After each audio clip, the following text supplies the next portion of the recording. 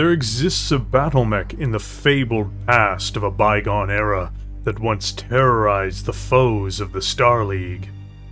Legend has it that it only became a rarity when the houses opted to try to keep these old dragons in their caves, rather than unleash them upon one another, as they became incapable of being built after the Second Great Succession War.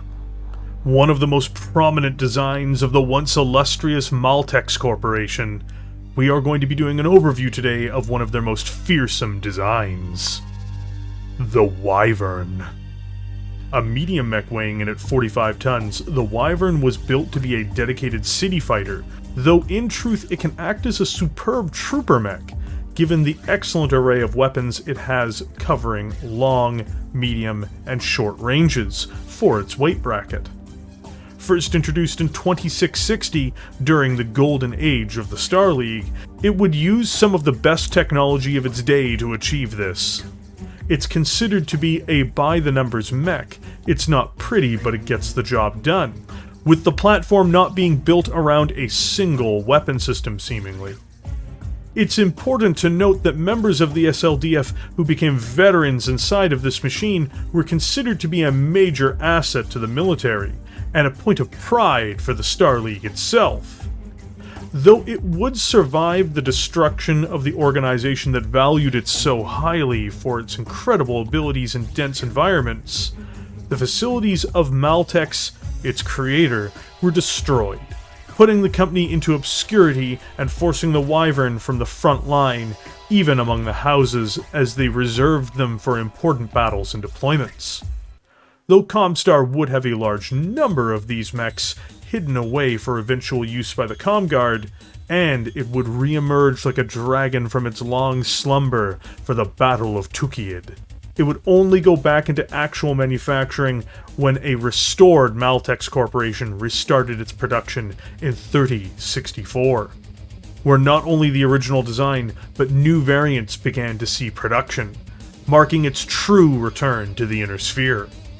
It was prized enough among the clans, the remnants of the SLDF who left the Inner Sphere in a great exodus, that they would eventually produce one with their own advanced technology, known as the Wyvern 2C.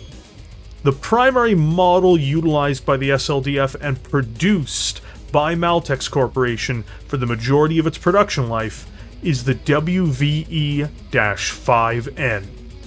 Powered by a 7-ton GM 180 Fusion Standard engine, the 5N can achieve a maximum speed of 64 km per hour, or 6 movement points in the tabletop game. To further add to its movement abilities, it has the ability to leap up to 120 meters, or 4 movement points in the tabletop game as well, with the assistance of jump jets. Though it is sometimes cited as being slow, in fact, too slow for open battle, this is actually in my estimations a flawed assessment, given other medium mechs of its era, and its strategic mobility. For its other properties, this city fighter, and arguably medium trooper mech, is not only fast enough and maneuverable enough to operate in cities, forests, or other dense environments, but it also really can operate anywhere a trooper mech can as well. For heat management, the Wyvern has 2 additional tons of standard heat sinks, bringing it to a total of 12. This is mostly adequate for when it is cycling its weapons depending on its engagement range. If it fires its long-range weapons, it will typically break even on heat, or even slightly go over, and the same is true for its closer range capabilities. Though this may have benefited from double heat sinks, the designers didn't seem to think so, or the cost was a concern. These would be a luxury though, not a necessity to the design. Where the 5N excels is not in its heat management or in its mobility, however, but for one, its abundance of offensive capabilities. For engaging targets at its peak threat radius, and giving it the ability to fire indirectly, the Wyvern comes equipped with a Jackson Dart 10 LRM launcher in its center torso, or more simply put, an LRM-10. It possesses 1 ton of ammunition for this as well, safely locked away in the left torso with a K system to prevent ammunition explosions from spreading. This gives it the ability to at the very least pester enemy targets at long range, or exploit holes in enemy armor, giving it a multi-hit potential. Next, as its single location hardest hitting weapon, is the respectable Nightwind large laser, which is mounted in its right arm, and can punch holes through enemy armor, as well as has the ability to engage targets at a semi-long range, giving it some backup to its LRM launcher if necessary. For in-close fighting, it has a Tot Shaligan 6 SRM launcher, or SRM-6, with 1 ton of ammunition, giving it 15 rounds of fire, which, like its LRM ammunition, is in a case. This short-range system is perfect for engagements in close, namely in cities where it was meant to be fighting in, or otherwise, and can badly maul mechs and tanks which tread too close to the Wyvern, especially when working with the aforementioned large laser. Finally, for its last line of offense, it has twin Starflash small lasers, giving it some extra damage in 2 small forms to back up everything else, potentially being the deciding factor in many life or death skirmishes to the end. This assembly of destructive systems lets the Wyvern fight across every range bracket, against almost any foe, and in many cases gives it comparable firepower to some mechs which are 20 tons heavier than it, from the same era. The 5N itself has a reputation for literally being able to fight heavier mechs to a standstill, and one of the main portions behind this reputation is its very broad, effective array of weapons. Its main competitors in the Trooper branch might be machines like the Vindicator or Centurion. Even though these might appear near the end of its life, it outguns and outarmors each design, displaying just how smartly built this machine is, even when it's engaging targets outside of its supposed ideal environment. The chassis of the Wyvern is one of its prime features, namely due to its endosteel structure, which is used to save weight in the design, helping it add to its diverse capabilities. But the biggest bonus of this Battlemech is, for its 45 tons of weight, the immense amount of armored protection. The 5N dedicates 9.5 tons of weight to its outer layers of armor, not counting its internal cases. This makes the Wyvern as armored as many heavy mechs, and certainly gives it durability that is lacking in most of the other mediums in its weight bracket. The Wyvern is either a dense terrain fighter due to its jump jets, or a trooper mech, something that it is not implied that it can do, but evidence heavily points to the contrary. This is a stunningly effective medium mech, and outdoes almost every competitor it has in the same tonnage, and more than outdoes some mechs even heavier than itself, including the very impressive CN9 Centurion or the VND Vindicator series, at least at the time when all of these units were active. Despite being 45 tons, the Wyvern is almost a pocket heavy mech, able to trade blows with battle mechs like the Dragon, Champion, Quickdraw, and Rifleman, let alone others. The 5N is a revolutionary design for its time, and was favored by the Star League for a reason. Its decline, its rarity, and its relatively unknown profile for many mech warriors is an immense tragedy.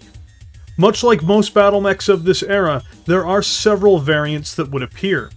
One of which would be, of course, the downgrade variant to keep it in production for a longer period of time, but also several variants that would come later or even during the Star League. In this, we will be covering several of those variants. As technology was lost, Maltex Corporation would do its best to try to keep production on the Wyvern going. This would result in what is known as the Wyvern 6N. This production run itself, though, would come to an end in the first half of the 29th century, just due to the unfortunate loss of even this capability on behalf of its once mighty manufacturer. The 6N, however, really doesn't lose much in terms of its overall capabilities. With the loss of endosteel, it's forced to discard 1 ton of armor as well as its onboard case systems, lowering its survivability. Outside of this, they are more or less the same. While this is indeed a downgrade, the 6N is an incredibly capable combatant, especially in the period of the Succession Wars, though even this model would become a rarity by the end of the Third Succession War. Interestingly, we typically cover Royal variants on these, but this one doesn't really add very much, despite taking on an XL engine. Instead, there is a late generation normal SLDF variant, the Wyvern 5NSL, which is, in my opinion, a more fascinating take on it. First, it installs an ER large laser, improving its long-range abilities. Next, it replaces out its SRM-6 for 3 SRM-2 streaks, which increases the chances of making hits, but also reduces the expenditure of ammunition potentially, before finally installing double heat sinks into the unit, removing any real heat problem the design may have faced at any range. To conclude, as its final point, a third small laser is added to the head. At 90 meters, this mech would be an absolute nightmare to face down in any era for which it was constructed. This is the true city fighter of the Wyverns.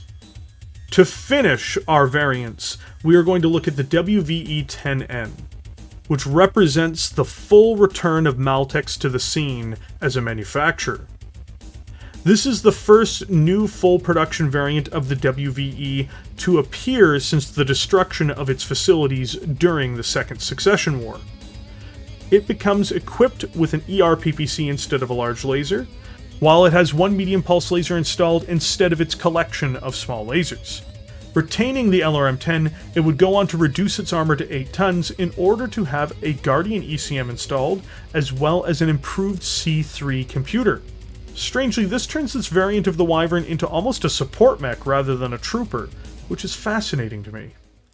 The Wyvern is one of the greats from the 2750 technical readouts, as well as from the Succession Wars as a whole. Celebrated by the Star League and valued by the houses afterwards, its close quarters abilities and its very well-rounded nature means that should its facilities have survived the Second Succession War, this mech would have had an immense impact on the Inner Sphere in the Third and Fourth Succession Wars. Unfortunately for it, they did not. All the same, this vehicle is a true terror to spot, even in a lighter heavy mech. It might be the best trooper of its time and tonnage, in fact. Which is even more funny, given it is not rated as a trooper. All the same, by the 3060s, it was nice to see the Dragon get its wings back, even if it badly needs a visual redesign by Catalyst Game Labs. Thank you for joining me here today. If you enjoyed this video, please hit the like button and subscribe to the channel. There is new content on this channel very frequently, and I'd appreciate your support. Also, a huge thank you to all the YouTube members who support this channel, as these videos are possible because of viewers like you. With that, I will catch everyone in the comment section below.